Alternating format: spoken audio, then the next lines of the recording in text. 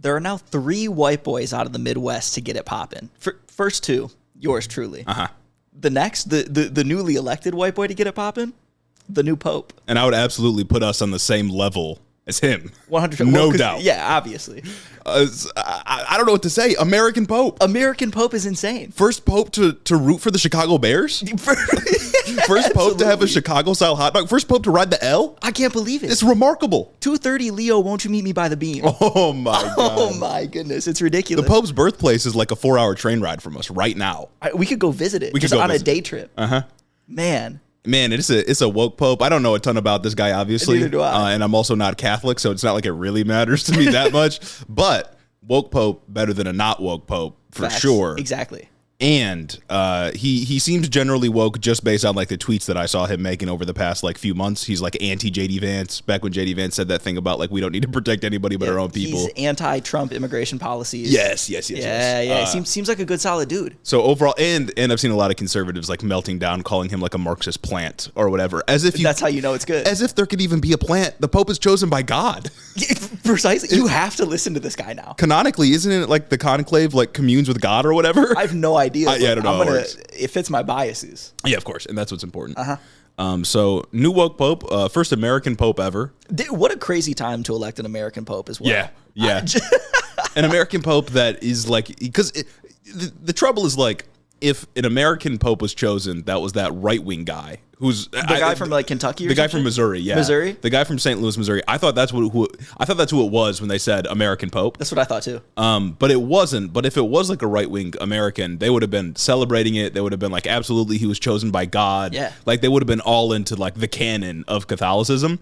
But now that it's like a woke Marxist whatever, it's not legitimate. The College of Cardinals is actually a woke institution doing DEI. Yeah, absolutely. That's what it is. It's just like all the other colleges around the country. They chose a white guy from the Midwest, but somehow this is DEI.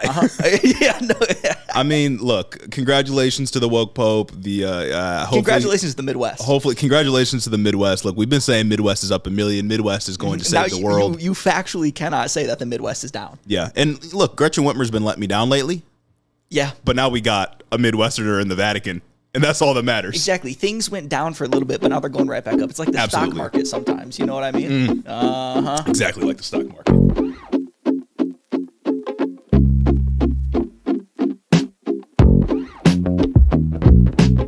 Welcome back to the show, everybody. It is Thursday, May 8th, and we are here recording our second episode of the week. And we still don't know what to call this one. Open to community input. Yeah, but we did get some good suggestions for what we call the listeners on their respective days. We've got the Monday Mandate. Yeah, I gotta say, there was a time where you could be a Sunday supremacist. Mm-hmm. That time has come and went, and now you have to buy the Monday Mandate. You gotta buy the Monday Mandate to stay up with the news. Of course, we still got Wednesday Weenies. That's a staple. We don't know quite what to call the early listeners on Thursdays yet. Maybe like Thursday Theologians, especially because it goes with the Pope and whatnot. But, oh boy, do we know what to call the Friday listeners. Friday freeloaders. Oh my God. If you're listening to this on Friday, tomorrow from when we're recording, you know what you're a freeloader. Friday freeloader. You know exactly what you are. So welcome back to the show, everybody. We're in the Hiddo Renaissance, of course. This week we'll be talking about the budget. Yep. We'll be talking about lots of geopolitics, a lot of geopolitical things between when we recorded last and now. The world is a scary place. The world is a very scary place. We'll be talking about, guess who? Oh, Joe Biden. Joe Biden. We got another Catholic we're talking about in this show. We got to talk about trade deals. And we got to talk first about trade American deals. Pope. I'm thinking it could be Joe Biden.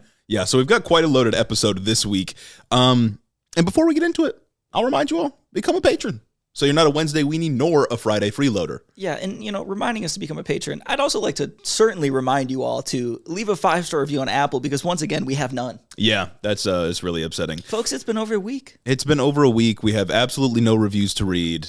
I'm dismayed. The only thing that made me happy today was the selection by God of a woke Pope. Exactly, yeah. It's the only thing that's that helped one was us for this day. us. Pope Leo the 14th or whatever the hell. Also, I hope we fixed the echo issue from last time. I know some of you said it wasn't bad, but I could hear it and I didn't like it. Yeah, exactly. But we kitted out the studio with a bunch of like foam. You can see some of it in the shot right now. If we you're look like a watching on real YouTube. podcast studio now. So hopefully that helps. We've also got the door open to keep the audio bouncing around, to keep it from bouncing back towards the microphone. You get the idea. So hopefully we fix that issue. But anyways, become a patron, subscribe to us on YouTube if you're not already, follow all the social medias.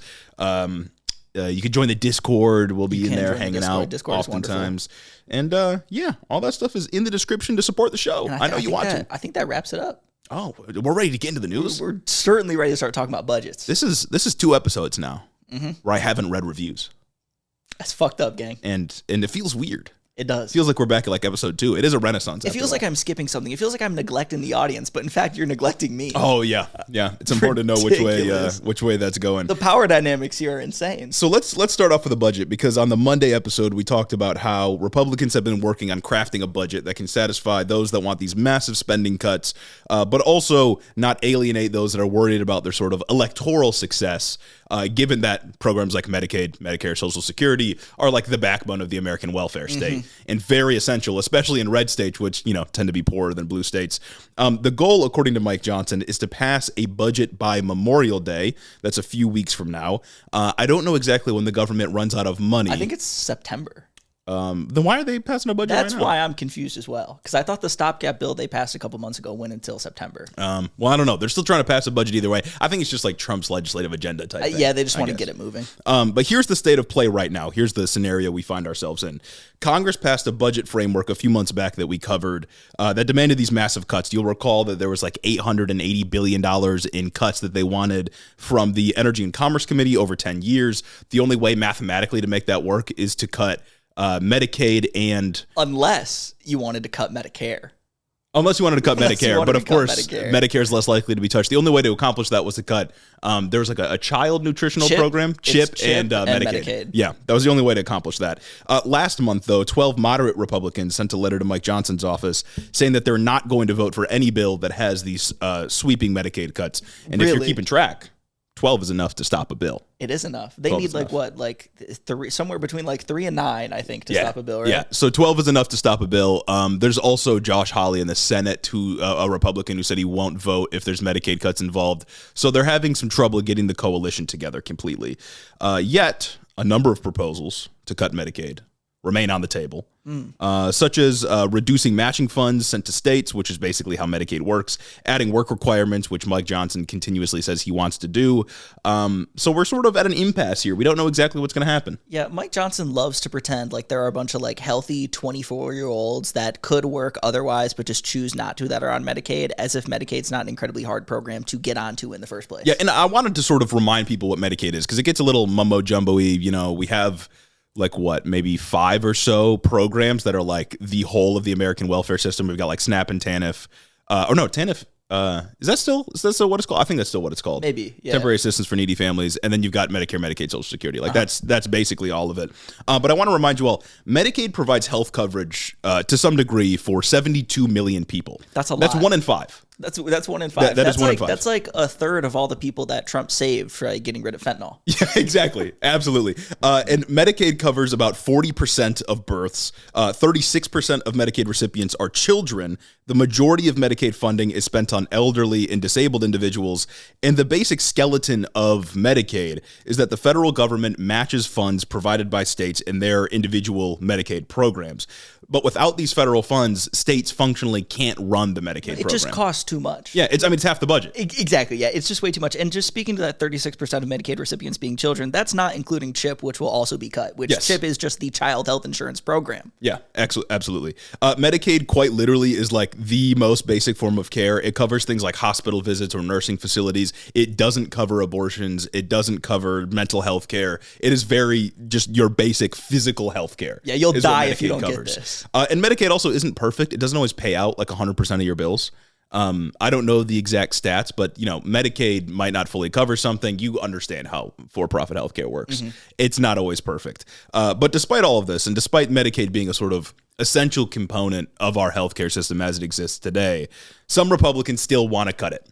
More specifically, Senator Ron Johnson recently said that Republicans need to cut more spending and that Medicaid must be on the table. Must is wicked work. Specifically, he wants to go beyond the $2 trillion in tax cuts or the $2 trillion in cuts that's on the table right now. And he said, quote, "It was a mistake for Republicans to single out programs that should not be cut." He said he would like to see Congress eliminate the fraud in Medicaid. Man, Ron Johnson has been about this for a while now. Oh, yeah. Even Social Security. I can't remember if he was up for re-election in 2020 or 2022, but either way, when he was up for re-election, he went and ran on cutting Social Security. Yeah. He's just about it. Yeah, he's about it, and he won. And he won. It's fucked up. Somehow. And this is the other sort of component that's not really being talked about. Republicans, and especially Elon Musk, have been claiming since like January that these entitlement programs like Medicaid are totally rife with fraud. There's just fraud everywhere in these programs, and that justifies the spending cuts. But to the extent that fraud exists, especially in Medicaid, it's because of providers doing things like double billing Medicaid and the individual, or just lying about charges that they're presenting to the Medicaid program. And it's like Republicans want you to believe that there are millions of Americans leeching off of Medicaid, lying about like their status as a worker just to get access to the program, but there's no real evidence of this. And like when we're talking about Medicaid and Medicare fraud as well, too, they're kind of like interchangeable, considering they're like functionally serve like the same purpose, just the government reimbursing you for healthcare. It's funny that Republicans are out here talking about Medicaid fraud, Medicare fraud being this big, huge source of waste, fraud, and abuse within the government, when they still let the guy who's responsible for the largest Medicare fraud in American history be in the party and be active in this discussion. Yeah. Rick Scott, I think, defrauded Medicaid with one of his companies to the tune of like $1 billion. That's crazy. Yeah. That is genuinely crazy. But it's like they want to convince you that Medicaid is just rife with this fraud, that individuals are just ripping off the program. But the majority of Medicaid recipients work full or part-time. And those that don't are either, in school, they're acting as a primary caregiver for somebody. Maybe they just can't find a job, right? There's all these variables that they don't consider. But they will use the guise of fraud to revoke or limit in some way access to healthcare for the 72 million people that are on the program, 36% of which are, of course, children. And that will kill people. That will absolutely kill people. Keep people. That will make people's lives worse. And it completely ignores the fact that the only reason that there's quote-unquote fraud in Medicaid whatsoever is because we have a for-profit healthcare system. Oh, if we just had a single-payer system. Yeah. It doesn't make sense that the government needs to reimburse like some other company for these things. We could just have a single-payer system. Yeah, and if we did, there wouldn't be there wouldn't be a possibility for this kind of fraud. It just wouldn't exist. And it would be cheaper, and you wouldn't have to pay for like advertising and marketing and all these like C-suite level executive. Like it's all the like administrative blow and overhead that goes on. It is a whole process that we wouldn't have to pay for, but we have a privatized system. Here we are. So that's sort of where we're at on the budget. Medicaid is the sort of like, I don't know, the focus right now for Congress. We still don't have a document.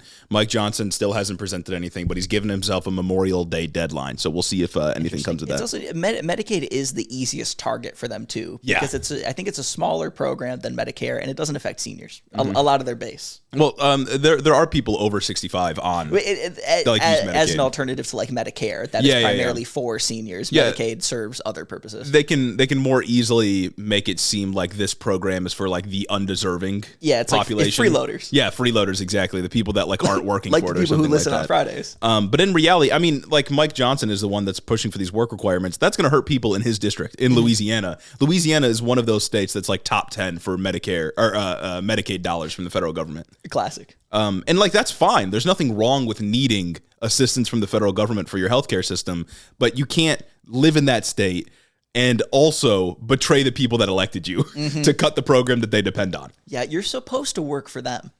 So that's interesting. Yeah. I can't wait to see what more comes out of this budget, and I can't wait to see if they get the balls to actually come after Medicare and Social Security. Yeah, we'll see. I've been seeing we're right there. I've been seeing a lot this week. People calling Social Security either a Ponzi scheme or that's been going on for a while, or questioning this assumption that the money you pay into Social Security is your money. Right, because I saw, I think it was maybe a House member or something like that, post like, Social Security is your money, we can't let Donald Trump touch it, or we can't let Elon Musk touch it. And then someone's like, well, it's actually not my money because I can't check the balance, and I can't withdraw it, and I can't take out debt against it. And it's like all this stuff, and it's like, dog. Yeah, but like you will get it. Like, yeah, once you get it, you can do whatever you want. Exactly, It's a public retirement program. Like, you pay the money in now, and the expectation is that it's going to be there, and it's worked that way for 80 years. Yeah, like without mistake. It quite literally is your money. It's just not yours in the same way that like your toothbrush is yours or the money in your bank account is yours. It is an entitlement program. It is a program you're entitled to. You will get the money when you're 65 or 67, depending on when you were born, unless Republicans take it away from you. And that's really it. Yeah, and I feel like that's like a line of discourse that runs through people like our age. I've talked to a lot of people just that don't really pay a lot of attention to politics who say, oh, Social Security is not going to be around when we're older anyway. So, I mean, why would I worry, essentially? And it's like, you don't understand that Social Social Security only will not be around if someone takes it away from you. Yeah. It is a self-funding program. When you hear about Social Security insolvency, it doesn't mean what conservatives tell you it means. There's a lot that we can do to fix whatever problems are faced with Social Security, and even if those problems don't get fixed, you're gonna get money from the program. Yeah, that's how it works. Yeah, when you just say like, "Oh, it's not gonna be there when I'm older," you completely ignore who's making it so that the program might not be able to pay out at 100%. You give nefarious actors the room to get away with whatever they're trying to do. That will fuck you. The solution's so easy. You just raise the cap on the amount that's taxed for. You just get rid of the cap. Yeah. Yeah, you get rid of the cap, or you levy some like corporate tax that pays into the program or something like that. Like, it's a really easy solution that's right in front of us, that's been there for a long time. But Republicans don't like it, and they would rather you not get 100% of your benefits than raise a tax on the rich. No, quite literally, the two problems with Social Security are we don't charge rich people enough. In fact, we charge rich people less money as a proportion of their income than we do poorer people for Social Security tax, and that Republicans want to take it away. And those are the two issues. It's rich people not wanting to pay taxes and Republicans not wanting you to be able to afford to live. Yeah, and like the prevailing attitude I've seen recently is this idea that like instead of taxing me like what 6% or whatever it is on my paychecks, just let me keep that money and I'll invest it myself. Brother, we had that before. Yeah. And it was like 2/3 of elderly people went into poverty. Yeah. Like the reason Social Security exists is to prevent people from going into poverty after they're done working. And it's like not everyone is as responsible with that money as they should be. On a personal level, should you be responsible with your money? Yes. On the level of society, there are always going to be people who aren't as responsible as they're supposed to be. And poverty is a societal issue that the government should step in and help fix a little bit. Yeah, it doesn't even have to do with responsibility, really. Like, even if you go invest it, you could lose all of it, and that might not be your fault, even if it's in like a blind trust or something like that. Somebody could announce like 1 billion% tariffs on everybody in the world, and then you lose your entire portfolio. And also, like, if you're keeping that chunk of your paycheck, you might just go and spend it on food or things that you need every week.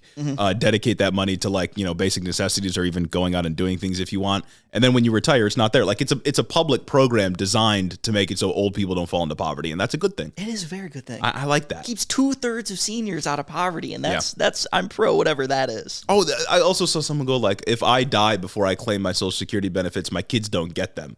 It's like, it's a public program, and public programs are for the living. Your kids will get their Social Security when they're old enough to draw on it. It's just not how it works. You want them to inherit your, I don't know, however many dollars a weekly payment is? That's stupid. Yeah, it's like, it's an insurance program. Because the idea is that you worked and paid into the program, and now you're getting a payment out after you're done working. Your kids didn't do that work. You did that work. Yeah. So if you die, then nobody gets the money because you're the one who did it. Like, whatever, man. It's stupid. Social Security. It's also just this misconception that like the dollars you put into Social Security are like 1-to-1 you're going to get back. Right. That's just not how it goes. It's quite literally just like a social insurance program. It's like your car insurance. You don't put money into your car insurance every month or every 6 months so that you can eventually get it back in the sake of an accident. If that was how it was, you would just have a savings account. It's so that you can afford things that you wouldn't have afforded before. Some people pay in a lot of money and never draw anything out. Some people draw a lot out and pay a little money relative to that. Yeah, and it's like, again, I hear the argument that it's like, well, I'll just save that money myself and be more responsible with it. First of all, ignores that you can save money anyway. It's not that much of your paycheck. You can save money and lose it. But also, there's social good in ensuring people don't slip into, like old people don't slip into poverty after they're done with a life of labor. Yeah. I think that there is some utility in that, not just economically, because like, bad to have a bunch of old people on the streets. Exactly. But also just like morally, I'm okay with my money going towards supporting people that have worked their entire lives. I think that's a good thing. I don't mind 6% of my paycheck helping seniors not be on the street, helping your grandma not be on the street. I'm like, Social Security sort of is a Band-Aid on an issue that is much larger, right? Like it has the same sort of problem as like UBI. You know what I mean? Like, UBI is cool. I'd be cool with a UBI policy, but the problem is that like you need that money to begin with. Yeah. It'd be less of an issue if we had like decommoditized services and stuff like that, universal healthcare and whatnot. But to the extent that we're not going to do that, I'm good with keeping Social Security. I think so. I think so. I think in the meantime, it's a pretty great program. Maybe one of the best programs we've ever had. Anyways, that's the budget this week. Yeah, and I think it's time for some geopolitics. You know what we do on this podcast. You know what we do. You know we are the #1 geopolitics podcast, and we got to come at you with some bad news. Bad news. I'm sure you've all heard the news, but basically on Monday, Israeli cabinet ministers approved a plan to just occupy Gaza indefinitely. Flat out, the word they used was capture. That's an occupation. They are seizing the territory forcibly. Well, and I think, I don't know if you have it in here, but it was either Ben-Gvir or somebody else. Smotrich? Probably Ben Gvir. Maybe it was, yeah. I think Smotrich said, like, we're not afraid of the word occupation anymore. Yeah, something like that. That's not great. It's not. I think you should be afraid of the word occupying a foreign land. I don't think that's good. I don't think we really accept that anymore. Mm-hmm. Well, most people don't accept that anymore, but the people that matter seem to. So that's pretty great. And it's like, while I can't say that I'm surprised at this development, it's still just so obviously vile and appalling. Yeah. What is effectively the almost upper limit of escalations that they could do in this genocide. Mm-hmm. They are really approaching everything up to just kicking everyone off the land by whatever means they deem necessary. Well, and that's just about what they're doing. I mean, they said they're going to displace everybody into Rafah. Yeah, they're putting, like, that's the plan. They're going to take all 2 million people that live in Gaza, in the Gaza Strip, into the south. And I would just like to remind everybody that Gaza is already just an incredibly densely populated place. Yeah. The size of the Gaza Strip is about the size of Detroit. Mm-hmm. Detroit has a population of 630,000 people. Gaza has a population of 2.1 million. Mm-hmm. And they're about to cram them into an even smaller section of that already small section of land. In the middle of an already humanitarian disaster, in the middle of what's possibly going to be a famine, once the reports come out. As a lot of the buildings have already been destroyed, and I think the IDF said that they're going to go through and just bulldoze everything anyway. Yeah. So, like, I mean, it's a travesty. There's no other words to really describe it. They're just genociding them. Absolutely. And it's so plain as day. The AP reports as well that in preparation for this new operation, Israel called up tens of thousands of reserve soldiers. But the Israeli government says they won't begin the operation until Trump finishes his Middle East visit later this month.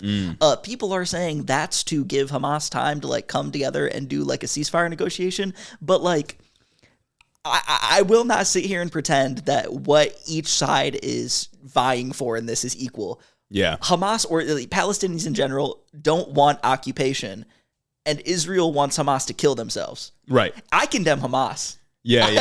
I do, but it's like you can't expect the group you're negotiating with to just fuck off. Well, and it's like, again, ignores the fact that Hamas fundamentally is just a product of occupation, violence, and colonialism. Yeah. The reason Hamas exists and even has allure to Palestinian people to the extent that it does is because of the way Israel treats Palestinians as a whole and is actively genociding them right now. I mean, we heard when the Biden administration was on its way out, I think it was Antony Blinken that said Hamas has recruited as many people as they've lost. Mm-hmm. Because when you're facing these conditions, when you've got people in the oppressing government, the colonial government, that is saying that they want to starve out your entire population, what are you going to do? You'd pick up and fight. Even if the group that you are joining is, like, morally dubious or just straight up evil, you're going to fight. Yeah, no, absolutely. It's ridiculous. And I'd also just like to put out another reminder that this is happening in the context of Israel cutting off all aid from entering Gaza 2 months ago. In March. It has been 2 months. We are entering the 3rd month of not a single aid truck entering the Strip. Yeah. In a place where the aid situation was already bad. They were already having, like, during the conflict, I think 60 aid trucks a day were entering the Strip when 500 had entered every day before October 7th. Mm-hmm. It was already unsustainable, and they've just cut it all off. It's actually crazy. And that's 2 months of just no food. Mm-hmm. You can't fuck with 2 months of no food. Yeah, and like aid agencies had some food stored up, but as we read off, like, I think 2 weeks ago or so, those reserves have fully run out at this point. Oh, the World Central Kitchen announced, I think this week, that it's shutting down all of its community kitchens and its entire operation in Gaza because they're just out of food. Yeah. And they can't refill because Israel will not let any World Central Kitchen trucks in to refill. They were baking like 80,000 loaves of bread like every month or some shit like that. The stats may be off on that, but they'd been providing food to the Strip. And I think Israel just hit, was it Tuesday? They hit a strike on an aid ship that was carrying stuff to Gaza off the coast of Malta. Something like that, yeah. Yeah, there's an airstrike on the Freedom Flotilla, I think it was called. And of course, during the period where they've cut off aid, right after they broke the ceasefire, they've just been pummeling the region. Yeah. They've just been absolutely pummeling them with airstrikes. Yeah, after they didn't follow through on the ceasefire they agreed to. After Israel broke the ceasefire, and that's just not me saying this through like a progressive lens. That's what major outlets like the AP, CNN, maybe even the New York Times had said in their own words. Israel broke the ceasefire. Israel went back on the deal. Mm-hmm. And like... they decided, okay, now we're just going to kill hundreds and injure thousands of people. Yeah, and starve out the rest. And do a starvation campaign on the population, which, if it is not a war crime, absolutely should be what they're doing. This is collective punishment. This is just punishing 2 million people for the actions of a select couple thousand. Mm-hmm. And this is like the playbook. I remember when this first kicked off in 2023, they had immediately cut off electricity and water to the Gaza Strip. Yeah, and then they were told no. Yeah. And like this is the modus operandi of this organization. Yeah, no, they did try to do it before. They were told no, or at least they didn't think they had like the rhetorical room to be able to do it and get away with it. But now what's stopping them? Mm-hmm. There is nothing stopping them. I mean, aid hasn't entered for 2 months. Yeah, I mean, it's not like the Biden administration was trying that hard, but in comparison, Trump is just endorsing all of this. Yes. Trump tried to pretend like he pushed back on Netanyahu for doing this a few weeks ago, but like, if anyone seriously thinks that Trump is going to take like an anti-starvation of Muslim stance, you're crazy. That's true. And it's also like, I find it hard to believe that he's pushing back on Netanyahu occupying Gaza when he himself put out the plan that we should occupy Gaza and the U.S. should take control of the territory. And turn it into a resort. Yep. And turn it into Trump Gaza with the AI video and all. So that's great. But this new plan for occupation further imposes Israel control over aid under the guise of Hamas taking any aid that enters for themselves, or even worse, Hamas distributing aid themselves to further strengthen their rule in Gaza. That's what Netanyahu said about further the issue. Strengthen their rule by distributing aid? Netanyahu is saying that Hamas is stealing aid from like UN, World Central Kitchen, other NGO organizations that enter the Strip. They're like hijacking the food and distributing it themselves so that they can further cement their rule like in an evil way. They're giving out food, but evil. Yeah, giving out food is evil. Sure, okay. Giving out food, but evil. But that's not even a problem. The AP notes that these claims are made without any evidence. Shocking, I know. Of course. And the UN humanitarian office has come out and said that there's no significant diversion of aid and that they have systems in place to monitor and prevent those diversions from happening. So they're just lying. Well, yeah, classic. They're just lying. Not much commentary to offer there. And it's funny how hard they're trying to lie. They're like, Hamas is giving food to the people. How could they? How could they? This is soft power, guys. It's like when the U.S. government called the Black Panthers like terrorists for doing free breakfasts for kids. Yep. Exactly. It's like you can't provide free stuff for people because then they'll like you. Or it's like when Mitt Romney accused Joe Biden of like bribing the American people by trying to do debt forgiveness. Yes. It's like doing things that people like will get them to like you. That's crazy. Who and I condemn Hamas, Hamas. Man? I condemn Hamas. I do. But I condone giving out food. Exactly. Because good things are good. It's the stuff of life. And bad things are bad. If you can't eat, you can't live.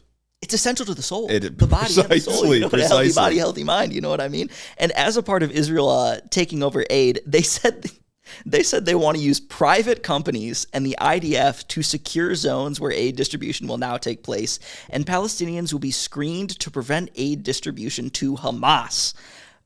Very interesting. There's no way that could go wrong. There's no way that could go wrong. So they're hiring mercenaries. We're kicking the UN out. We're kicking the NGOs out. And we're going to hire our own company that's answerable only to us and also the IDF, our military, to take over and do all the operations here. Man, also, we're going to pick and choose who gets aid. And it's funny how they're going to pick and choose because they said they're going to use facial recognition technology at logistics hubs to figure out who's who. Jesus Christ. They're going to use AI. They're going to use AI. Absolutely. And they also said that they're going to be sending text message alerts to notify people in the area when they can come get their food. Interesting. Fucking DoorDash. Like what? I don't understand what the point of this is. Just give them food, man. Just let the NGOs in. Yeah. Just let the World Central Kitchen feed them. It feels like you're putting everybody at an unnecessary risk by getting in here, but it's a calculated risk. Like obviously it's not unnecessary because they have a goal. It's just that goal is evil. Yeah, I mean it's like when when was it? The Flower Massacre, like a year ago, I guess at this point. They intentionally escalated just so people would get hurt. Yeah, too many people lined up for flour too quickly because they were starving and they were hungry. And you got to make bread. They killed Put the flour in the water and bake it. You know what I mean? And it's just like what Israel is doing here is just seizing complete control of like the materials and components so essential to life that you can't not have them, food, to make like the act of resistance itself be death. Yeah. Because if you have to go and get, I don't know, facially recognized at logistics checkpoints after you get a text message to come get your daily ration of bread from the IDF, the people that have destroyed your home and killed your family. Yep. There's nothing that you can do. You will be literally biting the hand that feeds you if you engage in any form of resistance. It's such an insidious way of just taking complete control over this population of people. Yeah, and it's like bad policy or just foolish to think that if you withhold food from people, they're not going to lash out violently at you. Absolutely. Like it's maybe getting a bit too philosophical here, but I think being enslaved is like antithetical to the human spirit. You know what I mean? Man is born free and is everywhere and change type shit. Like we're not like people aren't just gonna like roll over and die. They're gonna fight back. They're not just gonna accept logistics points. And I find it hard to conceptualize that these logistics checkpoints will go through without bad actors denying food to certain people. Yeah. We already know that the civilian death toll like far outweighs the Hamas fighter toll, considering that Israel is willing to just shoot through human shields to get to any military target, whatever it is. We already know that women and children, I think, have made up like a significant portion of the category of the casualties, if not the majority of the casualties. How do we know that they know who every single Hamas fighter is to choose who to deny food to? Or are they just going to be like profiling people?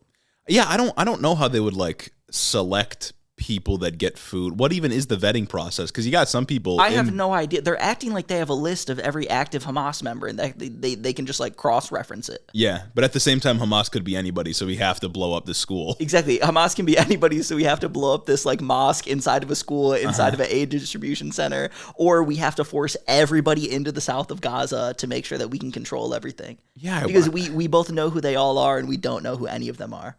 Yeah, I have no idea. And it just kind of speaks to how like fundamentally absurd these like wars on terror are. Yeah. You know what I mean? Like it's not like Hamas is going to show up to the food center in fatigues.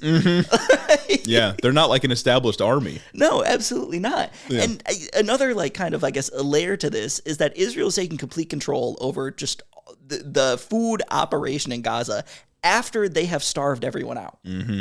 They've let all of the food supplies run dry so that they are quite literally the only source of food that people can go to. It is either bend to the IDF or roll over and die. Mm-hmm. Or resist. Yeah. Like it's and bending to the IDF here involves like, you know, if you haven't already lost your home, losing your home, being forcibly displaced. Yes. Maybe having to leave the Gaza Strip entirely if they force you out. Like it's complete ethnic cleansing. Something like 90% of the population has been displaced. There are people that have just over and over and over again returned to their home and left, because the IDF keeps moving whatever safe zone is the safe zone and then not telling you that it's not a safe zone anymore and blowing somebody up in an internet cafe. Yep. Like Or knowing you're in the safe zone and then just like blowing up aid workers. They're known for doing that too. Or journalists. They just blow up the World Central Kitchen truck. Yeah. Like, it's absurd. And it's hard to comment on what's going on here anymore because it keeps escalating. Mm-hmm. And nobody's stopping it. Yeah, there's really no stopping it. There's not much to say anymore. It's unmitigated evil, and it's being done with our tax dollars in a lot of ways. And then student groups are inviting Ben-Gvir to speak. That's crazy. My God. That's crazy. Yeah, student groups inviting Ben-Gvir is so insane. Man, you got to be such a loser. Ben-Gvir is like the most evil guy in that country, I think. Like he's so evil. Man, I don't know. That's the Gaza update right now. Just once again, all of this is going on while strikes continue to ramp up in the region. Mm-hmm. Hoping it gets better. Unlikely. You know how these things go. But we're sticking with geopolitics for a little bit. Talking about a related conflict that's going on, that's been going on in Yemen over in the Red Sea. Because in his meeting with Canadian Prime Minister Mark Carney, and first of all, shout out Canada. Shout out Canada. For pushing back on this complete nonsense. Canadians just had their elections. They elected Mark Carney to be their PM. Historic flip from what was expected. People were really expecting the Conservatives to come in and win, but the Liberals locked in. Yeah, I'm not going to give Canada their props too often, but right now, y'all got it. Like Carney's not perfect. He's like a banking guy, but like he's seems to be like a competent enough liberal for the moment. You know what I mean? Yeah. So shout out to you. Also, Australia had elections and. Labor won. I don't know if that has to do with Trump as much as Canada does, but I know Canada certainly has to do with Trump. The good ones won. Yeah, the good ones, because the liberals are the bad guys over there. Yeah. It's because it's upside down. You know what I mean? So, anyways, in his meeting with Canadian Prime Minister Mark Carney, Trump randomly said that the Houthis have agreed to stop targeting ships in the Red Sea. He just claimed that. Really? Did they? And so the Houthis in Yemen didn't publicly say they agreed to a ceasefire. The whole thing that's happening here is that there were some negotiations happening with Oman, a nearby country, that was sort of brokering negotiations between Yemen and basically the United States. And Trump said that they've secured a ceasefire. The Houthis in Yemen did not publicly say they agreed to a ceasefire. And they've actually been portraying what's happening now in the media as a win for the Houthis against the United States. Did Trump just pull a Biden? It kind of seems like he pulled a Biden. Did he just get out there and say there's a ceasefire when there's no ceasefire? That's really what it seems like, because from the New York Times quote, for his part, Mohammed al-Bukhaiti, I hope I didn't say that wrong, a senior Houthi politician, said that if the United States halted its attacks on Yemen, the Houthis would halt their attacks on a smaller group, American military fleets and interests. However, Mr. al-Bukhaiti said the Houthis would continue military operations until Israel lifted its siege on Gaza.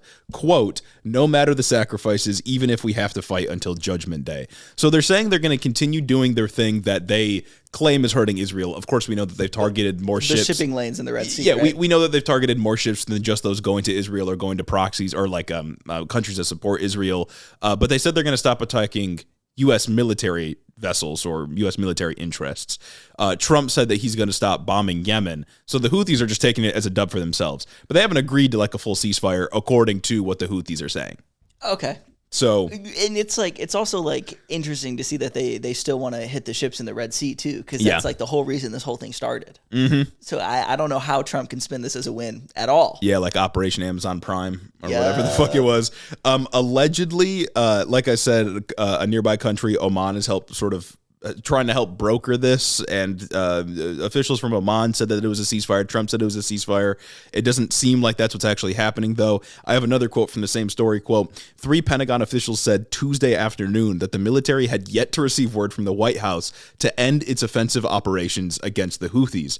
The officials were scrambling to figure out how Mr. Trump's announcement had changed military policy. So I really think I think Trump's having a Biden moment.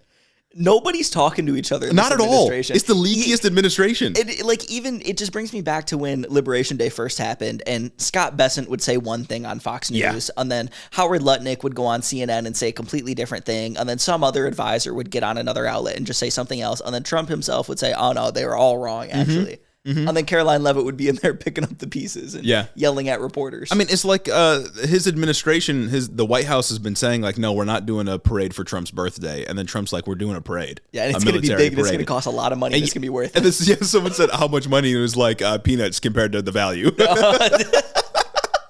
We're going to destroy the streets of the District of Columbia, but it's fine. It's such a beautiful response. Because we're going to peanuts compared to what we'll get from it. Because we're gonna fucking parade our missiles through the street. It's so stupid, man. And it's like I saw a clip, I think this week, I can't remember who it was. I think it was maybe Secretary of Transportation talking about like, why are there helicopters flying through like X airspace? And the reporter asked him, why don't you ask Pete Hegseth? And he goes, yeah, wait. maybe I could go ask Pete Hegseth. He's like, because he gets on there, he's like, why do these generals think that they can just do this? Blah, blah, blah, blah. He's like, ask Pete Hegs. Yeah. Oh, okay. Yeah, maybe just go ask your friend. Maybe you guys should talk to each together. Other. Yeah, of course. So this sort of feels like a George W. Bush mission accomplished moment. I think this is probably motivated by the fact that we've lost like billions of dollars in military equipment because the Houthis keep shooting it down. Yeah. And we've dropped a bunch of bombs. We've killed a bunch of innocent people, I'm sure. I mean, we had the group chat where JD Vance was like excellent when Mike Waltz said we hit an apartment building complex where his girlfriend lives or something like that. So not great. But even if, let's say for a second that Trump did secure a ceasefire here. Let's say that the Houthis are no longer going to be targeting merchant vessels in the Red Sea, although it seems like they are. But, for the sake of argument, what does this prove other than you should have just started with diplomacy? Yeah. You know what I mean? Because, like, they're going to take this as a victory. Trump and his cronies are going to say, like, look at this big win Trump got on foreign policy. We got the terrorists to step down or something like that. But what does this prove other than you just needed to talk to them about this? I feel like it's just like we're really bad at fighting terror. Yeah. A whole war on it for 20 years, and here we are. Because we don't take any time to like examine why these groups exist to begin with. Like, why is Iran so angry with us? Why does Iran have all of these proxies? Have we done anything to contribute to the conditions that allow them to do this? I wonder. But no, instead we actually maybe want to let Israel stoke the flames with Iran and maybe go to war with Iran like Nikki Haley won. Oh boy. This episode of Head in the Office is brought to you by Ground News. Media literacy is a key component of our podcast here, but spotting the biases in news and reporting, especially in our nonstop media landscape, can be hard. Thankfully, the folks over at Ground News are working to make this a lot easier. Ground News is an app and a website that collects news from all around the world and puts it in one place so you can compare coverage, uncover political biases, and learn who is funding each publication. Ground News has a lot of cool features, such as the bias distribution, which shows you the political leanings of the sources reporting on each story, and the blind spot tab, which highlights stories that are being missed by either the left or the right. Ground News will even tell you your own news bias based on the articles you've read on their site. If you're interested in Ground News, you can go to check.ground.news/headintheoffice for 40% off. The link is also in the description. We would suggest taking a look at their Vantage plan to unlock all the fancy features we referenced, and subscribing to Ground News also helps out the show, which we know you all want to do. Special thanks to Ground News for sponsoring this podcast, and back to the episode.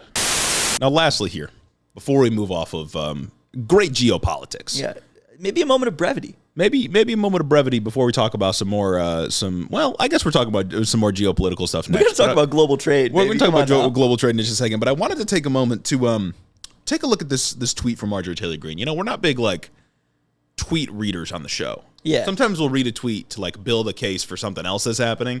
We usually don't just, grab a tweet and read it, but this one's just good. Usually the tweet isn't the story in of itself. It's a feature. Yeah. But Marjorie Taylor Greene just dropped this absolute banger. I'm guessing after Trump announced the ceasefire with the fucking Houthis or whatever, and dropped a book. Oh my god! It's really long. I'm not going to read all of it here, but there's some funny stuff in here. Her basic argument that she's making is that the narratives that have motivated war in the past are wearing off. She says Vietnam was a pointless war and we lost, which true. Yeah. She talks about some stuff that happened in the Middle East. She then says Saudi Arabia has nuclear weapons, which is not public information. I don't know if she's just delusional here or if she has access to some secrets. It's funny because there's enough plausible deniability to believe both. Yeah, it could be either. It could absolutely be either. She says some stuff about China and stuff and North Korea. She's got this part where she says, let me see if I can find it here. She said, big bad Russia has nuclear weapons. We were told Putin was going to sweep across Europe. Just like Hitler, that hasn't happened either. He couldn't take Ukraine in 3 years. I wonder why. Wow. I wonder if there's been a group of people actively funding a resistance to that. Uh-huh.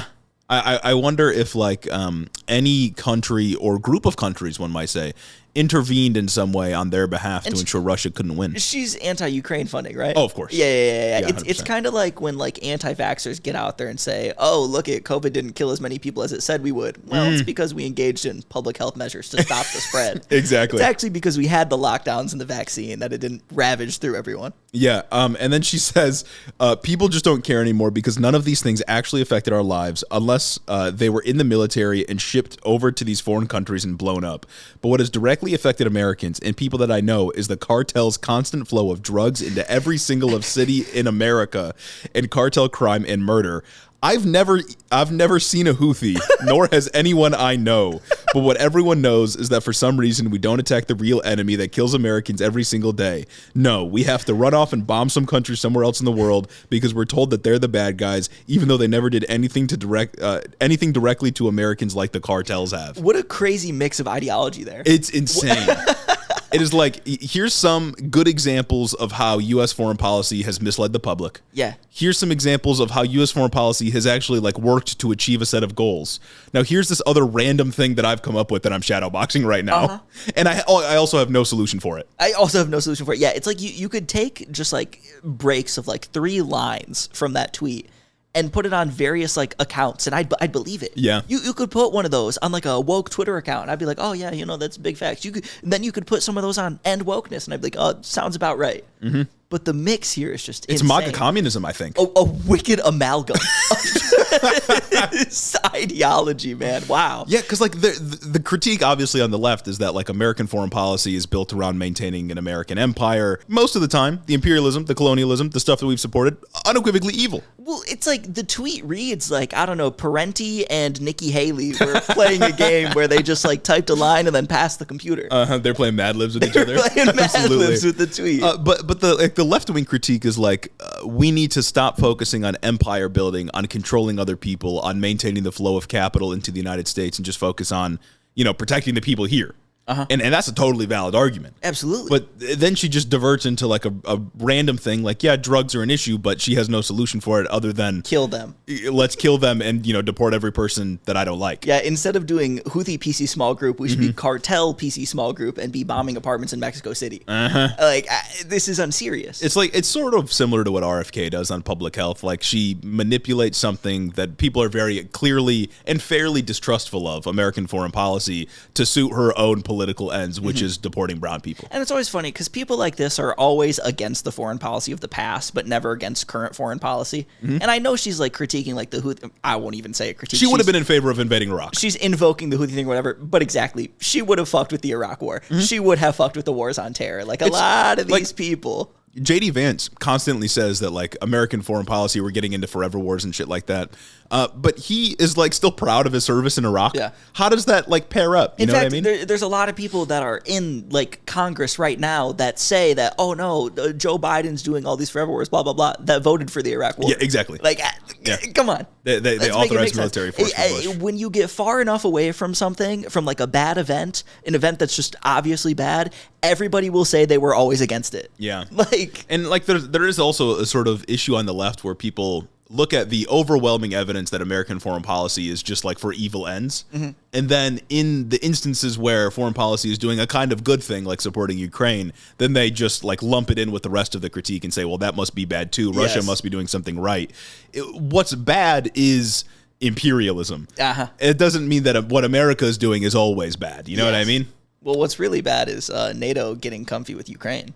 True. Because it's going to make Russia uncomfortable. True. It makes Russia uncomfortable. And if Russia's uncomfortable, they can't control that. That's the real act of aggression. Yeah. It's not Russia. I promise you it's not Russia. But now it's time for global trade. I love global trade. This is the #1 global trade economics podcast. I was watching the shipping lanes. I was watching the ports. Hell yeah, I was watching the Red Sea with popcorn, you know. Because that's me. That's me. That's me. That's what I do. I'm a huge stats and figures fan. I am. You know what I mean? I love crunching the numbers. I love reading the numbers. And this morning, we got some numbers that dropped. Specifically, we had a trade deal on today, Thursday, May 8th. Trump announced at like around 11 o'clock noon that he got his first post-Liberation Day deal made with the UK. I'm liberated. I'm feeling liberated. I'm feeling real liberated with these trade deals. This is really going to affect my life, and this is really going to make everything better. This is going to reverse all the negative effects of the tariffs.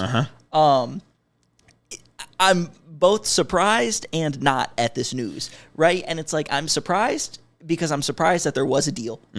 I'm not surprised that it was a deal with the UK. I'm not surprised. Yeah, the UK one's like the easiest one to land. It's the easiest one to land because like they're kind of cucked to us. Oh, 100%. And it's like maybe I don't know if that's like unfounded, but it's kind of like a vibes thing. You know what I mean? And also, I can't shake the feeling that Trump probably didn't have to announce these insane tariffs to land this deal. Absolutely, he could have just landed the deal. Like he didn't need to like tank global markets to get this deal. He could have just gone to Starmer and said, hey, let's make a deal about this. It'll be a win for you. It'll be a win for me. And then Starmer would have glazed him. He would have glazed him just like he kind of did right now. He's already doing that. He didn't have to make actively, the deal. In fact, people in his country were like, hey, what are you doing cozying up to this guy? And he's like, I'm making deals. It's the art of the deal. It's the art of the deal right here, folks. So it's like, yeah, after Liberation Day, where Trump crashed the economy, then temporarily walked the big tariffs back while keeping the blanket 10% tariffs and some other targeted ones. So that was pretty dope. I gotta love what's going on. So the exact terms of the deal just aren't out yet. Trump says they're still ironing out the details, but we have sort of the broad strokes. Okay. Trump said, quote, the deal includes billions of dollars of increased market access for American exports, especially in agriculture, dramatically increasing access for American beef, ethanol, and virtually all products produced by our great farmers. The deal would also mean that UK would fast-track American goods through customs. Wait, does this mean, like, did Keir Starmer agree to roll back the regulation of beef? I don't know, but I mean, it must be if they're taking American beef, or they're taking American beef to put in dog food or some shit like that. I don't know, man. I thought it was like well understood in Europe that American beef is shit. Maybe the UK doesn't have as high of like regulations. Well, that's on what stuff. Brexit was about. Yeah. I'm saying like maybe like compared to like Australia, they have less regulations on Australia and the EU broader because that's why they needed to Brexit because they're like, we want our food to be worse. And there you go. And look at where we are now. Congratulations, you're getting American beef. Congratulations, baby. Brexit made it. Brexit made it. You can get that American ribeye. You're getting beef from a cow that was held in like a 3x3 square cube, sitting and living in their entire life. Full of parasites. You're getting that now. Hey, remember to cook your food. That's what you Brexit it for. Remember with your steak that it's the surface that's dirty. You got to cook the surface, and then you're good. And then you should be good. You make sure to cook your ground beef all the way through. But there were like two particular industries that were highlighted in this deal that I want to talk about, and those are steel and cars. Okay. Love stealing cars on this trade podcast, right? Absolutely. So on cars, with the deal with the UK, they will be now be allowed to export 100,000 cars at a 10% tariff, the blanket 10% tariff, because like they made a deal, but they didn't. Because no matter what, the end result of this is that there is a blanket 10% tariff on the UK still. Art of the deal, baby. UK's Liberation Day tariffs were 10%. Yep. But there were like specific industries where things were higher, right? So now UK gets to export their 100,000 cars at the 10% blanket tariff rate rather than the 25% auto tariff rate that was just kind of slapped on to everybody. So I guess the United States is the largest single country that the UK exports cars to. So there's going to be a theme building here that's an important building block of. Okay. On steel, the UK will be joining the US in imposing 25% tariffs on foreign steel and aluminum. This is going to create like a free trade zone where there are 0% tariffs between the US and UK on these two metals, and those two countries will be charging everyone else 25% to import into their country. I thought we were building up our steel manufacturing. That's now we're building up our steel manufacturing and British steel manufacturing. And we're propping up British steel manufacturing. Yeah, 0%. I thought tariffs were supposed to bring it home. Now we're putting 0% tariffs. Yeah, now we don't want it home. We want it less home than it would have been before these tariffs. We're turning our back on American steel manufacturers. We're really going to let some tiny island in Europe make all the steel? Are you fucking kidding me? Independence Day. You remember that? I thought we were getting rid of these fuckers. I thought that's what was happening. It's ridiculous. The UK is so cucked for agreeing to this. No, they are. But that's like, crazy. I think the steel stuff is like particularly interesting for a couple reasons. So according to data from the Motley Fool that I fucking sat here and added up and did the math on myself, steel imports from the UK make up less than 1% of the United States' total steel imports. And broadly in 2023, the most recent year that I could find data for, the United States was the world leader in steel imports, like by a lot. We bring in a lot of steel from other countries. The UK exports 9% of its steel to us. Yeah. That is a significant chunk of their steel industry. They barely crack the top 20 for countries we import steel from. Yeah. So I think what this kind of story tells us is that it's clear that the Trump administration is taking advantage of foreign industries that are reliant on exports to the United States by forcing the countries those businesses operate in to buy our shitty beef. Our beautiful beef, you mean? That's what Howard Our beautiful beef, exactly. And it's even crazier in the UK's case. And why I think they're so cucked is because we had a trade surplus with the UK. Yeah. The UK already imports more from us than we import from them. Oh, really? Yeah. We had a trade. Why was there even a tariff on them to begin with? Well, 10% just blanket tariff. Oh, of course. Yeah, we didn't count services. So. And we didn't count. Yeah. We have a trade surplus with them. Of course. So we singled out two industries that the UK needs us to be able to function, or else they'll collapse, or at least somewhat collapse. There'll be a huge hit to UK steel and UK automotive if they can't have access to the American market at the rates that they have right now. And we said, okay, take our beef then. We're going to force you to buy our beef. And then Howard Nuttlick got on, I think CNN or something, and said something like, this is going to bring in $6 billion in market share to U.S. exporters. I guess Tyson or the farmers or whoever's selling beef to the UK, and also bring in $5 billion in tariff revenue. Okay. That feels like peanuts to the amount of money that the federal government spends and brings in every year. Yeah. For what is functionally bullying our ally into submission. Yeah, and it's like, if we just had some better, I don't know, beef regulation, we could export basically everywhere. Yeah, all we'd have to do is treat our food better. Yeah, treat our food a little better, then suddenly everyone's going to accept American beef. Yeah, the market would have been way open if we just had food regulations that were up to other country standards. But no, we are quite literally forcing them to take subpar meat, or at least meat that is subpar by their standards, by threatening to just collapse critical industries. Yeah, I guess it is just like Tyson Meats that's going to be making a fuck ton of money off of this. I can't really think of any other explanation here. But it's crazy. It's like that's kind of, I guess, the model that all of these trade deals are going to be based off of is us singling out places that other countries rely on us for and just absolutely taking that to the extreme to force them to get shitty American stuff. To force them to buy some beef, yeah. Or buy some Ford F-150s. Buy some Ford F-150s that cannot fit on their roads. They're just going to sit somewhere or be deconstructed for spare parts. They'll just be a decoration. Man, so what is just a profoundly stupid fucking administration? That's what I'm saying. This is so much more complicated than just making government investments to build up industries. Especially this right here, because this could have just been negotiated. Like I said, the UK is cucked, and I use cucked for a reason, because they gotta like this.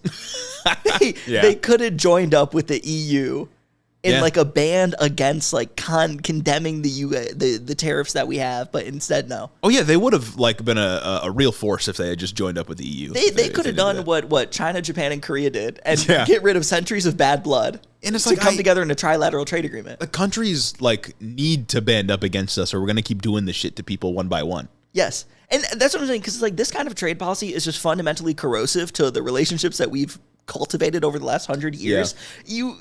You cannot look at these countries and put a gun to their head and say, all right, make a deal with us, without them wanting to divest from you and reinvest those resources into other countries. Yeah. We are functionally isolating ourselves from the rest of the world and from the global economy. Yeah, like we're going to kill your steel industry unless you eat shit. Yeah. Like I'm going to make you eat poop from my country. Just all of a sudden, out of nowhere, we're going to remove access to like 9% of your market share. Uh-huh.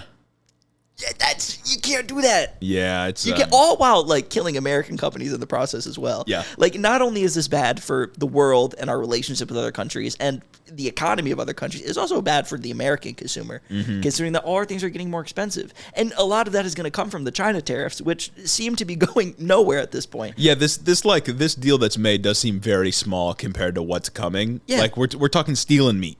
It's steel and meat. Yeah, we're talking steel and meat. And in this deal, we're not even bringing steel jobs back. We're just leaving the door open for them we're selling our meat so that they can import their steel. Yeah. Like, it's literally nothing compared to what's about to happen with Canada, Mexico, and China. Like, that's what's going to fuck us back. Canada, Mexico, and China, I think, are 3 of the top 10 steel importers as well. Yeah, well, they're our biggest 3 trading partners, too. Exactly. Like, it's going to be bad. I mean, store shelves are going empty, and it's like they're going to tout this as this massive win. They're going to tout this as conservatives like end wokeness and like, I don't know, libs of TikTok are going to get out there and say, look, we always told you these were negotiation tactics. Look at these big wins that we're getting. The 25% tariff deal that the UK engaged in, I feel that's not even like significant. These countries aren't like, the UK is not like a massive importer of steel. It imports like a decent amount of steel, but I think it's like the 21st highest importer. Yeah, like you said, it feels like nothing. Like it feels like it's not peanuts. even that big of a deal. Yeah. I'll kill your car industry if you don't take my beef.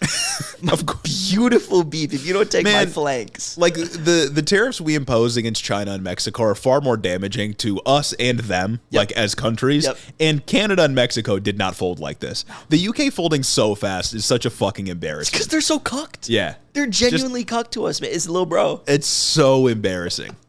Yeah, that is low bro, honestly. It's little bro. The congregation is missing someone. And that someone, dear listener, is you. The congregation awaits you over on our Discord. If you go into the description of this episode right now, there will be a link to join the Head in the Office Discord where you will find more than 1,000 like-minded individuals for you to interact with. And maybe most importantly, we'll be there. 1,000 members strong. It is a burgeoning community of Hitto-heads. That's right. Ready to receive you into their arms. Make you a part of the community. Vest you as a Hitto-head. Over on Discord, we have discussions. You can interact with other Hitto-heads. And maybe, for some fun, we can do some community events. And we know that you want to be a part of that. Only available over on the official Head in the Office Discord. But, sticking with the British. Uh-huh. We gotta talk about Biden's interview with the BBC. Oh, that's so true. One of my favorite Catholics behind the Pope. Precisely. Second favorite Catholic right there. 2 most influential Catholics. Yeah. For some reason, Biden felt the need to enter public discourse again. Yeah. This was his first interview, I think, since the election, right? Yeah, and I think he stepped down. I think he just did one with The View as well. Yeah. Where he said basically the same shit we're about to criticize. He's just going on a fucking tour of bad ideas. Well, because he's running in 2028. He could do it, man. He could have won. Could you imagine if he runs? That's going to be so funny, dude. And it's like this interview, for 2 reasons. For the answers that he gives and for just how he talks and I had to speed it up. How you can tell that the wheels aren't really turning in there is exactly why he lost. He's got bad ideas and he can't communicate any idea that he does have. So, come on. The only thing he knows how to argue in favor of is NATO. Oh, yeah, dude, yeah, that's it. And that's just because he lived through the Cold War. Well, that's just because he's so good that it's like he has a PhD in He doesn't have a PhD, policy. he's just that good. He loves talking about NATO, and he loves talking about how he Finlandized NATO. And he did do those things. And that's kind of what 20 minutes of this fucking 28-minute interview were about. There were a whole lot of questions about foreign policy, specifically pertaining to Europe, Ukraine, and NATO, where Biden condemned the shit that Trump's been doing, particularly with the Zelensky meeting.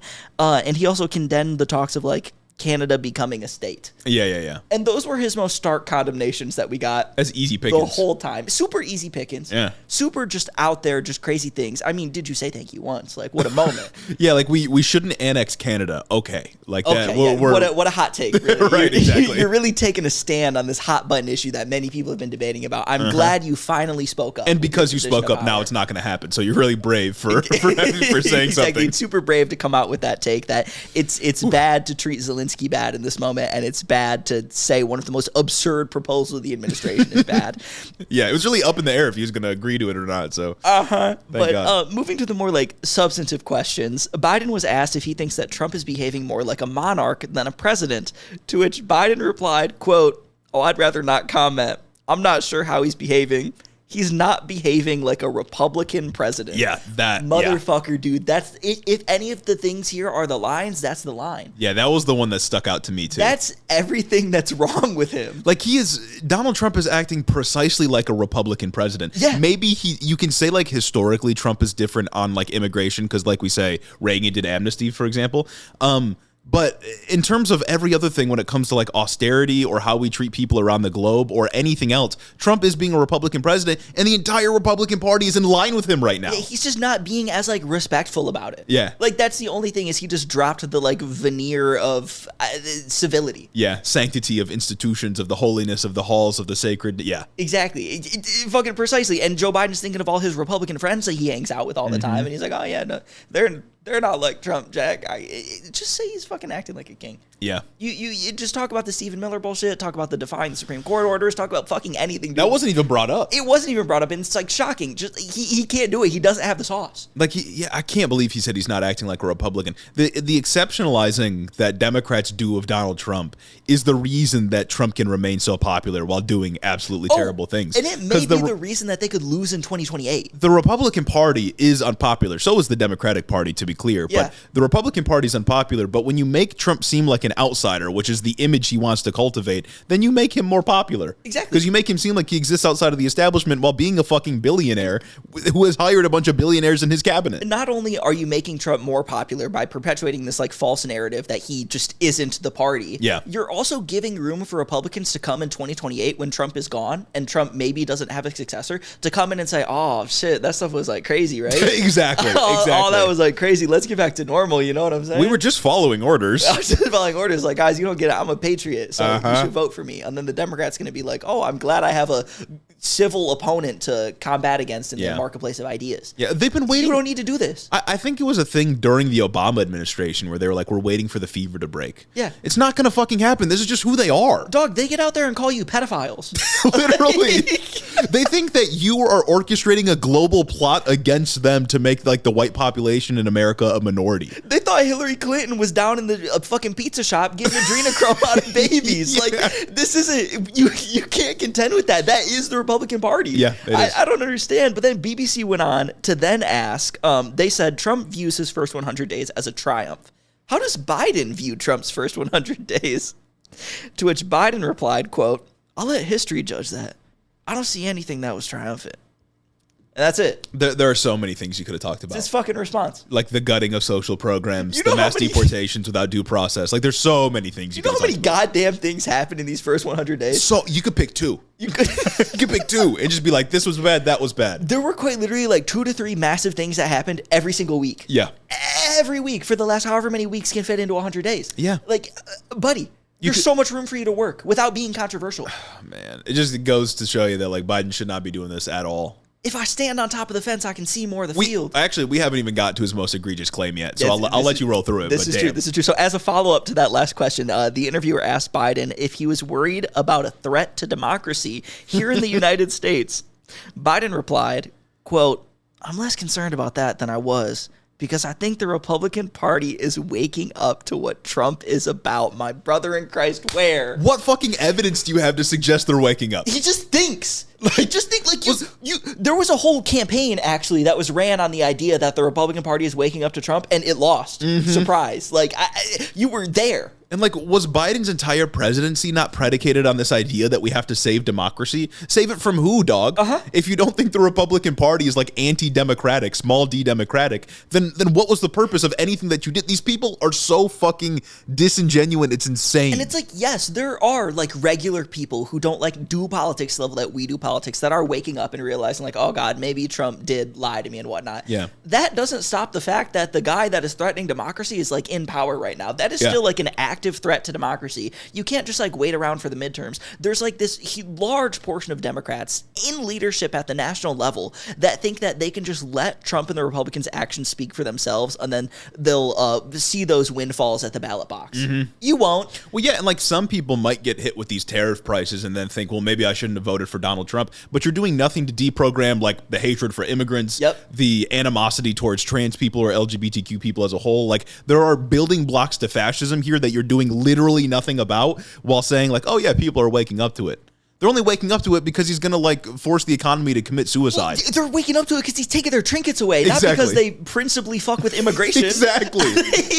I don't understand what he's tripping about. Like, they're not going to wake up because you're convincing them that your worldview is superior, your vision for the country is superior. There's no like ideology here at all. It's so frustrating. And it's like, yeah, like you said, they're waking up to what? Because I can tell you right now, they're not waking up to the Democrats. They're waking up to disillusion with the politics as a whole, and they're just going to become non-voters. They're just going to take themselves out from the process because they already didn't trust you. That's why they voted for Trump. And then they can't trust Trump and the Republican Party now. They're just going to disengage and say, none of it matters. None of these people fuck with me anyway. Or they'll just find a way to eventually like mentally justify coming back around to Donald Trump because the Democrats keep exceptionalizing him and making him seem like he exists outside of the two-party dichotomy. Exactly. Like, it's pretty easy to see how this happens. And it's like, again, like, where are the Republicans that are waking up? At least the Republicans that are in power. Because the way that I see that's just not happening. Every single Republican from like the state and local level to the federal level is just consolidating around Trump and all of his policies. We got 12 in the House that say maybe we can't cut programs that are essential to like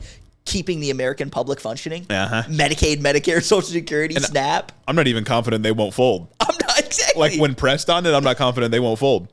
Or find some way to justify like, oh, well, I was just voting for this because it goes after fraud, or oh, I want to protect it, but you know, so yada yada yada, whatever. They'll find some way to justify it, but like, they'll do it anyway. They're consolidating at even greater rates than they did during Trump's first term. Yeah. And like, once again, he's on this bullshit that Democrats were huffing during the general election that made them think that there's some strong Republican.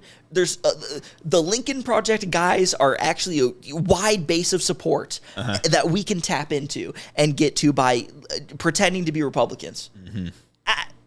The Republican Party is Trump, and Trump is the Republican Party. 100%. He has taken over the infrastructure of the RNC. It's even more true than it was in his first term. Like, Trump even more so now is the Republican Party even more than he was in like 2016, because like it all revolves around him at this point. It's just like, instead of giving voters the space to think that they can still get away with voting Republican in the midterms because you're pushing the bullshit idea that Trump is still an outsider, I feel like we should be dedicating our energy to showing voters that what they don't like right now is a core part of the party, and if they want it to stop, they need to vote Democrat, not another part of the party that's doing the bad things. Because Republicans can't be trusted. That needs to be the center of every single like national Democratic message, is that these are all of the Republicans that are doing this, and it's all of the Republicans that are doing this. I don't fucking understand. Because that's how Republicans treat Democrats. Oh, they're all pedophiles. Yeah, all of them. Or they all endorse like Joe Biden's communist Green New Deal policies. Like, they treat Democrats as like one monolith. We got to start treating the Republican Party like they just capitulate to Trump because that's what they do. Ryan Walters gets away with calling teachers unions terrorists. They're not serious. It's not a serious party. You kind of got to fight fire with a little bit of fire. And I'm not even saying get out there and lie. You know what I mean? You don't have to. People do not like what is going on right now. There is a reason that generic Democrats, like a Democrat without a name on like a poll, consistently polls higher than any named candidate. And it's because the Democratic policies are popular, but the candidates aren't, because they stand for nothing. And Republicans win not because their policies are popular, but because they themselves make themselves a personality. Yeah, like, and they at least craft a narrative around their vision for the country, which is evil and bad. But you got to be able to craft a narrative. You got to be able to sell a story for why things are the way they are, why everything sucks so bad, and how you'll make it better. Yes. And people believed Trump would do that. They thought he would lower prices, and to some extent, they trusted his border policies. And now we got empty shelves in like 6 weeks. That's crazy. Empty shelves, higher prices for summer. No more summer fits for you. That's crazy. Yeah. But that's not even the craziest part of the interview. No, this part gets really bad. Low-key. This part had me like, dog, come on. The big question of the interview was when Biden was asked if he thought he withdrew from the election too late. Biden said stepping down earlier wouldn't have mattered, and stepping down was indeed the right decision. He starts to explain himself by saying, quote, "We're left at a time when we had a good candidate, she was fully funded, and what happened was we had become so successful in our agenda that it was hard to say we should stop now. I meant what I said when I started, that I'm preparing to hand this over to the next generation, but things happened so quickly that it made it difficult to walk away. It was a hard decision." You weren't preparing to hand it off to the next generation. We had to pry it from your fucking hands. Buddy, we got 3 different answers there. We got one. Actually, like, there's shade at Kamala here. Oh, no, she was a good candidate that was fully funded. She did not have enough time. She did not have enough time to run. Also, maybe not a good candidate. I don't know. Some of these messaging decisions were quite uninformed, to say the least. You know what I'm saying? And it's just like you said, it wasn't a transition government. That's something you said at the beginning of your term that you did not follow through on. Nancy Pelosi had to personally yell at you to get you to step down. Yeah. After polling fucking tanked, after you went on a goddamn debate stage, and I can't even remember the awful things he said. Worst debate of all time. We finally beat Medicare. We finally beat Medicare. Is that in the debate? Did he bring up Laken Riley, or am I just thinking of the State of the Union? Oh, that was State of the Union. State of the Union. He said an illegal killed Laken Riley. Yep. Something like that. But he still invoked illegal immigrants as if all of them are coming over and just killing your daughters. Yep. Like, man, the historically bad debate performance, the worst debate performance in American political history. Well, and he just recently said he could have won. Fucking insane. Dog. You're the reason she lost. And he said we did so good that it was just like a hard decision to step down. Brother. Like, he really thinks he was responsible for Democrats doing so well in the 2022 midterms. He thinks that was him. He literally thinks, because there's that one report I keep talking about, that it was his moderate stance on abortion that carried them to victory in 2022. Not that abortion rights were just stripped away. This dude is so goddamn delusional. He can say this while knowing that there was polling data that his campaign had that he was about to lose like 400 to 100 electoral votes. Yes. Like, why, his staffers who hid that information from him, jail. Yeah. Jail. Straight up should be banished. Fucking locked up. If we are reopening Alcatraz, put him there. Like, Kamala Harris made all kinds of mistakes. There are plenty of criticisms I have for her, especially on foreign policy, where I think that, like, if she had taken some different stances, things might have gone differently. But a lot of the deficiencies with her campaign were a direct product of Joe Biden taking too long to make up his fucking mind. They're also just a direct problem with the establishment. I think that there is some truth to the idea that if Joe Biden stepped down earlier, it wouldn't have mattered. But it's a specific, like, sort of circumstance where that's, I guess, not true. The only way, if he steps down early enough, we get a robust primary. It would have had to be after the midterms, just right after the midterms. It would have had to be after the midterms. He said he's not going to run. So we get just a full primary process. We get a bunch of different, a diverse array of candidates that can enter it in, diverse ideologically, whatever. And if we get a strong progressive, a strong somebody that just fucking stands on business on anything really, and can't be, I guess, quoted for flip-flopping every single stance they've ever had for the last, 3 years, then it would have mattered. Yeah. However, there's a strong situation that in a 2024 presidential, Democratic primary, we just get some milquetoast Democrat or someone who's not strong enough and well established enough, like Bernie Sanders, to defy the DNC and what the DNC's pollsters and focus groups and messengers are saying that they need to do. There's a very strong chance that we just got somebody who went out there and made the same exact mistakes that Kamala Harris did, because the DNC does not know how to message right now. They fundamentally do not know how to appeal to people. Yeah, that's a good point. They would have just kind of fallen back on the same centrist messaging that she did, because the moment was perfect for the wrong people to think that that was the right idea. You know what I mean? Even I started to kind of fall into the idea that, elections are won and lost on the margins. Maybe there's an argument here that could happen. Yeah, we could have just gotten like a prolonged version of what we got from Kamala Harris. Or hell, she might have just like won the primary and then we just got a full year of the same shit that she already did. Because she would have been set up to win the primary anyway. But it's like, he's kind of right in that statement, but not for the reasons that he thinks he is. Yeah. But you see, my issue with that is like so much of the reason that Biden was a bad candidate wasn't his policies, because his policies, like when you pulled them individually, were pretty good. No, yeah, domestically the most progressive president of our lifetime. Exactly, but a lot of people just didn't like him because too old. You know, he's just seen as too old. And then when you have Kamala Harris come in with 4 months left, a lot of people like don't even really know who she is, but she's just perceived as like the person who's been defending Biden this whole time. And to be fair, she kept doing that on the campaign. She said there wasn't anything I would do differently. I'd hire a Republican. If you have somebody outside the administration, things could have went differently. I am just incredibly scared that like if it was Pete Buttigieg, he might have just been like, yeah, I still agree with every. Yeah, he might have done the same shit. He might have just got on there and said, yeah, I look forward to working with Trump on immigration. Or I look forward to working with Republicans on immigration. Let's pass a bill. Yeah. I don't know. I'm not necessarily convinced. You know what I mean? Well, shit, and that might happen in 2028, and Pete might win even with that message because of how bad it's about to be during a Republican administration. This is true. We need to go back to sensible immigration, like Trump won. Like, we might have like 2 decades of just like every 4 years it's the new party in control, because they're both like out terribling each other. You know what I mean? They're both just so terrible. And just the votes are entirely reactionary. Yes. Nobody has like a forward vision for the future. It's just a reactionary view of the previous administration. I think there's a very real chance we enter that cycle. And it's not looking good, folks. Yeah, like a Democrat will come in and like do some genuinely good stuff that like is in the right direction. But then they won't separate themselves enough from Republicans, and they'll want to work with Republicans too bad. Then Republicans can justify coming back, and it's just going to be a whole thing. It's going to be a cycle. Yeah. It's just, oh man, the cycle of torture and suffering. Yeah, that's where we're at. I swear to God, man. It's like, I firmly believe that we just need somebody that believes in something. Maybe, I don't want this, but maybe even if they just believe in neoliberalism.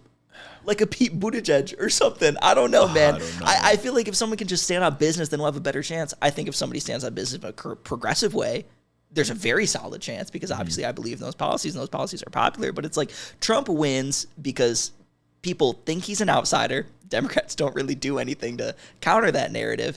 And because he appeals to the right emotions, and he ostensibly speaks with conviction while not actually believing in anything. People think that Trump believes in something, and that's why they vote for him. Oh yeah, I mean, he's seen as an outsider, and he sort of speaks to that like disillusion that people have with the establishment, or the frustration they have with economic conditions. But Trump, blames immigrants, or blames trans people, or blames, I don't know, every other country that's ripping us off through trade deficits or whatever it is. He doesn't speak to any real issue. My fear with like a Pete Buttigieg, sort of coming into power in the Democratic Party, is that he speaks really well. Yep. He might genuinely believe some of the things that he says, I hope. But when he comes in as like a neoliberal, he's not actually going to do anything to resolve the issues that give someone like Trump oxygen anyway. It'll be half measures. Exactly. It'll be means tested. It's like liberals are just sort of like neoliberals are just sort of like inequipped to deal with the problem as it stands right now. Yeah. We need like a Bernie Sanders AOC type figure. And AOC is setting herself up for a 2028 run. We need somebody who can at least get up there and talk about radical change. Yeah. Even if that radical change can't be executed in like a 4-year or 8-year term, even if it's a much longer term project, I think we need somebody with a vision for a longer term project for the future. Think about it. Like Republicans today that detest Social Security still have to pay homage to Social Security because FDR's vision for the country was that powerful that it still stands 90 years later. You need somebody who stands on business. Every single politician has to say, I will protect Medicare, Medicaid, Social Security. I mean, Medicaid came out of the 60s, but Medicare, Medicaid, Social Security, because like those social programs and the vision for those social programs is so persuasive that they still stand with us to this day. If we can build something like that now in the wake of Donald Trump destroying everything, then that'll be powerful for years to come, even if, say, a Republican wins in, 10 years or something like that. Ron Johnson was the only guy that could get away with running on cutting Social Security. Yeah. That means something. Yeah. In a Republican Party, they will run on.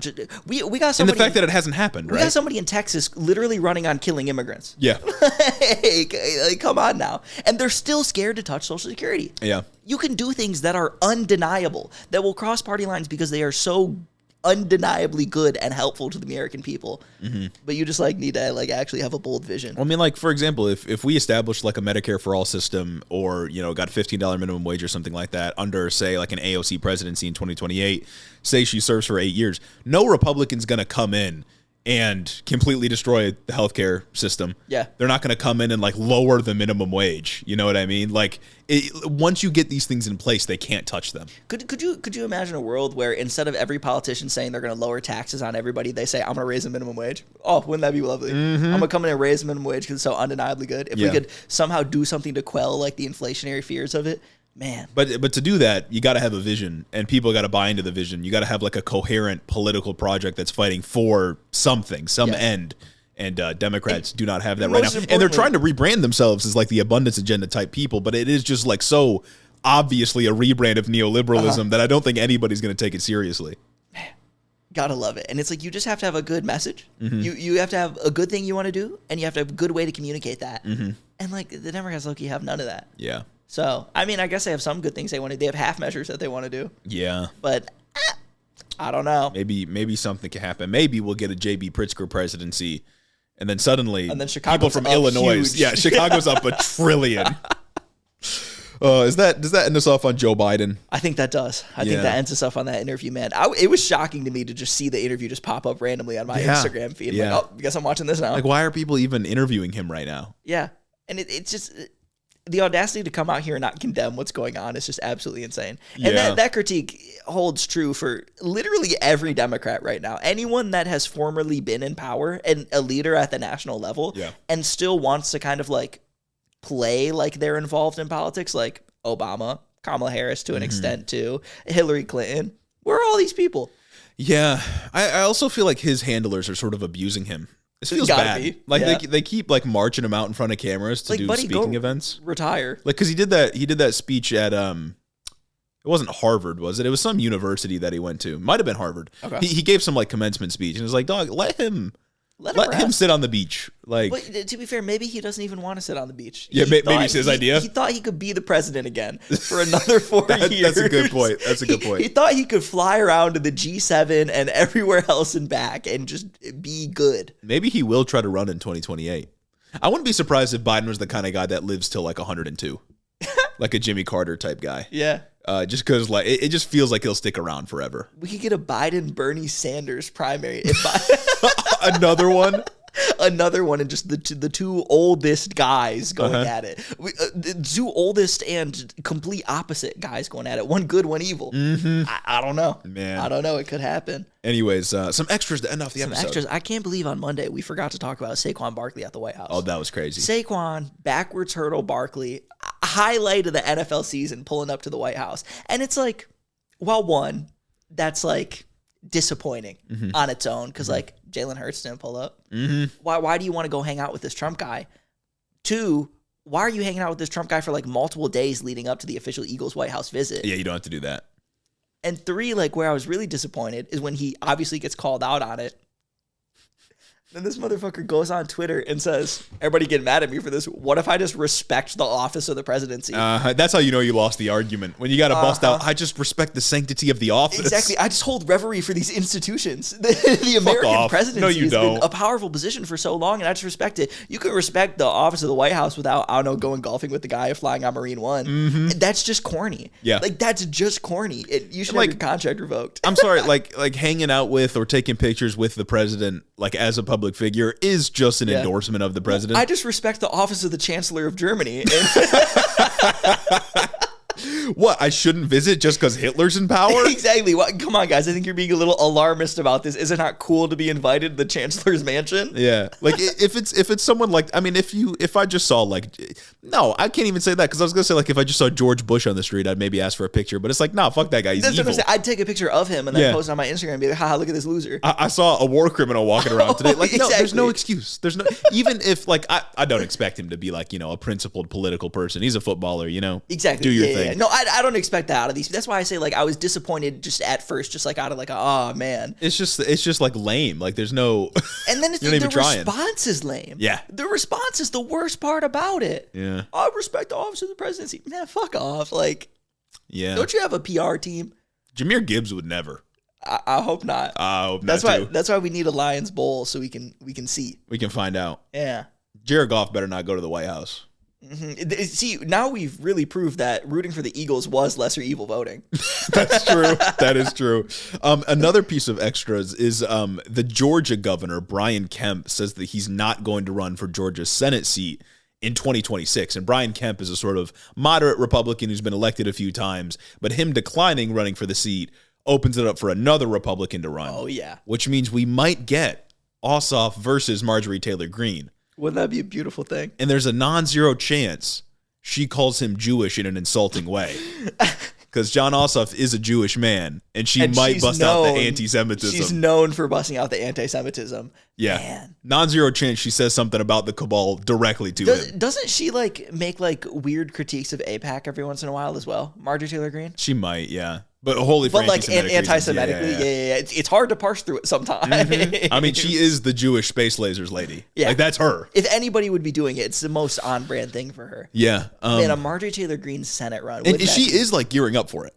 That's what that tweet had to have been about. Yeah, she's like, I gotta make people think I'm against war. She's gearing up for a 2026 Senate run. Who knows if she'll win the primary? I have hope that she will. Yep. Because that would be entertaining for me personally. Yes. But if she does, it's going to be her versus Ossoff, and that'll be one for the ages, folks. We might finally get rid of Marjorie Taylor Greene from public eye, at least for a bit. Did Ossoff run against, was it David Perdue or Herschel Walker? It was David Perdue. Herschel Walker was Raphael Warnock ran against him. Okay, all right. In 2022. David Perdue, I feel like if he beat David Perdue, he's got to be able to beat Marjorie Taylor Greene. 100%. Absolutely. That would be. Could you imagine Senator Marjorie Taylor Greene? Holy, we got her for 6 years. That would be crazy. She doesn't have to worry about campaigning for 6 years. Even if she's just a one-termer. And then suddenly in 2026, AOC and Marjorie Taylor Greene are meeting up in the Senate. Oh, actually, I don't know if there's a New York Senate race coming up, but either way, I think it might be 2028. Either way, Chuck Schumer's cooked. Oh, absolutely. If she doesn't run in the primary, yeah, she's definitely running to take his seat, and she deserves it. Everybody hates him now. Yeah, good. Which is valid. Well, like last week, he was like, I sent a strong letter to Donald Trump. We had 8 points that we sent to Donald Trump, and I really hope he listens to the strongly worded letter we sent him. Buddy, he's going to take away their tax-exempt status. New York and California, for being like the hotbeds of fucking socialism, quote unquote, in America or whatever, produce just the worst politicians. I sent a strongly worded letter just on a TV program. Was it on CNN or something like that? Yeah. And he's sitting there and he's got his glasses down. He's classic. He's an old man. He should be nowhere near this leadership. Oh my goodness, man. Yeah. So that's the Senate. That's the Senate. Now it's time to finish this out by talking about all 3 branches of government. Oh my God. We got to talk about the Supreme Court now because once again, they've come through and made a bad decision. Yeah, bad decision. Who's surprised? I think this one was another 6-3. Yeah, consistently evil organization. Sometimes they do things in an attempt to, I don't know, preserve themselves as an institution. And it's like it's kind of funny how these always break down. You know what I'm saying? Because it's like we get the 6-3s. We know what that is. Or we know what that is. Yeah. We get a 5-4. We also know what that is. That's Amy Coney Barrett going over. Yeah, sometimes Brett Kavanaugh. We get a 7-2. We know who the holdouts are. And we get a 9-0, and we say this is unalienably. I feel uncomfortable. This is unalienably just what is the Constitution. There's no arguing. If this group of people can agree on one thing, that must be the truth, the whole truth, and nothing but. We got a microcosm of the country. Exactly. In the Supreme Court right now. Exactly. And we got another 6-3 decision, so you know the breakdown of that. But the decision was to temporarily allow Trump's ban of transgender people from being in the military while they consider the case in its totality. Yeah. So it's only a temporary ruling the order right to go now. through. They allowed the order to go through, which is dumb and stupid and bad and wrong. I mean, unequivocally just discrimination, right? Yeah. Participating in the military is a component of I don't know, public participation. On the basis of nothing too. Yeah. I don't even understand how they try to combat this one. Because guys like Pete Hegseth will go and write in a book and somehow get it published that women shouldn't be in the military because they're not as strong as guys, despite the fact that we have guns now. Mm-hmm. You know what I mean? We have guns, we have drones. Lots of people in the military sit behind a desk. I was gonna say we have guns, we have drones. Most people are pencil pushers. Yep. They never see actual combat. Cleaning the floor of the base. Yeah, exactly. That anybody could do. These jobs anybody could do. Well, the Trump administration argument, as far as I can tell, and this was true back in 2018 when he first tried to do this too, is that trans people shouldn't be in the military because their health care costs too much. But I mean, if military healthcare is going to pay for Viagra, I don't see why it can't pay for gender affirming care. That's what I'm saying. And I know they're not going to take away the Viagra coverage because look at who the military is composed of. Does it actually pay for Viagra? I believe so, yeah. That's crazy. I believe so. That's gas. Yeah. Either way, gender affirming care is healthcare. It should pay for Viagra and gender affirming care and HRT. Yeah, why not? Give it around, huh? And it should also be expanded to everybody. And it's like, this is such a small group of people. Like, there's maybe, a couple thousand trans people serving in the military. Just let them. I don't even know. They're just participating. High. They're just participating amidst a recruitment shortage. We have a shortage of soldiers that you'd complain about. The sort of perception from the public is like every person in the military is going out and fighting, and that's just not true. There are so many people that work in logistics, that work in strategy, or that are pushing pencils, or that are cleaning the base of the floor. You're telling me a trans person can't do any of those jobs? And it's like I feel like I see people like on the right talk about how it like ruins the social cohesion of a unit because like a trans person being there makes them uncomfortable. It's work, buddy. Yeah, it was your coworker. Sometimes you just got to get along with people that you may not fuck with. Yeah, there are plenty of straight dudes I don't fuck with. You know what I mean? And also, like, even if it makes some people uncomfortable, why is it on the trans person to leave and not the other people to stop being uncomfortable? Yeah, you're canceling them. Exactly. I thought we were against cancel culture. It's stupid. It's openly just like government discrimination. It shouldn't be allowed in any just world. It's dumb. It's dumb. And hopefully they make the right decision. Yeah, but I doubt it. I also highly doubt it. I feel like this Supreme Court has done as much as possible to empower the president, and then they're surprised when they get left out of the equation. Yeah. I think that they will be like, yeah, Trump can fire and hire anyone from the military. I just don't understand how you can say that this is like non-discriminatory. Yeah. I mean, because like somebody would have probably advanced the argument that other service members are uncomfortable back when Truman like desegregated the military. You know what I mean? Yeah, true. Or like when gay people were allowed in. Yeah, exactly. You just kind of got to deal with it. Yeah, just fucking get over it, dog. I thought you talk about being such like a manly man. Yeah, you're letting your feelings get in the way. You're supposed to have like a steady mind, be able to combat literally anything. Exactly. Yeah, and you're gonna let the kind of person that someone else is bother you that much to the point where they have to be kicked out. What the fuck is up with that? You're gonna cancel them over it? We're supposed to be the strongest military force in the world. The most ready, most lethal. And you're gonna just feel a little queasy because you're working with a trans person? Damn. That says more about the cis service member than it does the trans person. I think they're not ready. Yeah. I think they can't focus on the mission at hand. Exactly. I thought it wasn't supposed to matter who was with you. You're here to get the job done. Yeah, that's your country folk. Yeah. You're here to protect the country. And you're going to let a trans person be next to you stop you from protecting the country? Wow. Fucking... You're going to get scared of somebody taking estrogen? Mm-hmm. Wow. I've never been scared of estrogen in my life. Never, not once. I'm not scared of anything because I'm a real man. Precisely. Anyways, I think that brings us to the end of this Thursday episode. And that brings us to our special thank you list. And that brings us to the end of Hito 2.0 week 1. Yeah. The end of another week, the end of the first week in a lot of ways. Precisely, that's what I'm saying. Didn't even talk about Alcatraz. It's like Old Testament, New Testament. You know what I'm saying? Mm-hmm. Yeah. Except we're not. We're gonna be actually go harder this time. Yeah. Instead of like the opposite, how like the Old Testament is like crazy and wicked and violent, and the New Testament's like sanitized. Yeah. We're getting wicked and violent. We're getting crazy and wicked. However, I still condemn Hamas and political violence. Well, of course, and we have a kindred spirit in the Vatican now. Yes. A Midwesterner. Precisely. And that's a good way to start Hito 2.0. Absolutely. Midwest up $1 billion. Mm-hmm. White guys from the Midwest up $1 trillion. Mm-hmm. Woke white guys up $100 trillion. Mm-hmm.